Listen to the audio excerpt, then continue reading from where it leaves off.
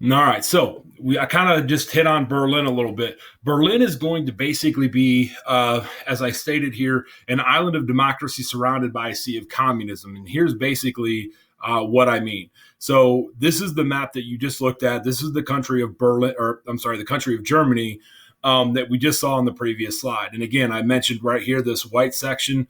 That is the city of Berlin. Now, this is what Berlin is going to look like. Notice the similarities between the city of Berlin and the division of Germany as itself. It looks pretty similar.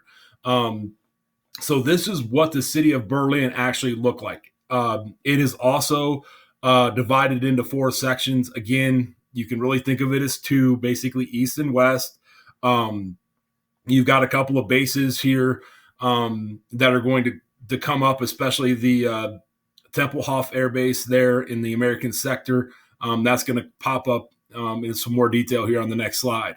And basically, the city of Berlin, because it's divided, you got the western half of Berlin, as you can see from the second map there, that is free. They're free economically, they're free politically, very much like the United States is today. And what's unique about it is, as you can see looking at the whole country map, it is completely surrounded by communism. And this is where we get the island of democracy at. So to basically divide the city, the Soviet Union is going to establish the perimeter through the center of town, and they're going to stop people from going back and forth. Early on, you could go back and forth, but as things got heated up, they are going to start to close that border down.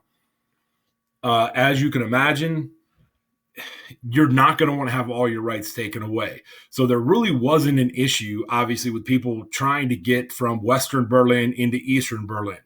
But there was a problem with the Soviet Union because people were fleeing Eastern Berlin to get into the West to where they could be free and not be held under the communist control of the Soviet Union. And as time went, I mean, this was a border that if you crossed it or got caught trying to cross it, you would be executed. You could be jailed. Any number of horrible things could happen to you. So eventually, what's going to happen is the Soviet Union is going to build a physical structure to separate the two sides, and this is known as the Berlin Wall. This is a large concrete structure that they put up, and some spots this wall would have been 8-10 foot high, constantly patrolled by armed guards, very much like prison walls at any prison. If you tried to cross it, you would get executed. And this is going to kind of cause an issue moving forward in providing the people the help and the aid that they need in the western half of Berlin.